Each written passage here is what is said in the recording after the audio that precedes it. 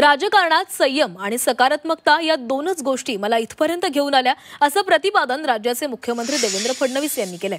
मराठी पत्रकार संघातर्फे मुंबईमध्ये मुख्यमंत्री देवेंद्र फडणवीस यांचा आर्ट ऑफ लिव्हिंगचे श्री श्री रविशंकर यांच्या हस्ते फिनिक्स पुरस्कार देऊन गौरव करण्यात आला। या कार्यक्रमामध्ये मुख्यमंत्री देवेंद्र फडणवीस यांनी फिनिक्स पुरस्काराविषयी बोलताना मिश्किल टिप्पणी केलेली आहे। अनेक वेळा लोकांना वाटलं माझी राख होतीये आणि तेवढ्यात मी आपली भरारी घेतली आहे असं देवेंद्र फडणवीसांनी म्हटलेलं आहे। अनेक वेळा लोकांना असं वाटलं की माझी राख होते आणि तेवढ्यात मी आपली भरारी घेतली।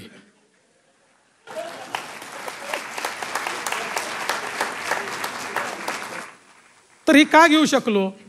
कारण जेव्हा जेव्हा राखेचा क्षण आला त्यावेळी त्याला सकारात्मकतेने पुढे गेलो। आव्हानांपासून कधी पळालो नाही, आव्हानांना सामोरं गेलो, आव्हानांचा सामना केला, सकारात्मकतेने केला, द्वेष केला नाही, माणसं झुंजवली नाहीत, टोकाचं राजकारण केलं नाही। आणि म्हणूनच मला असं वाटतं की या सगळ्या विपरीत परिस्थितीतनं एक एक पाऊल मी पुढे जात गेलो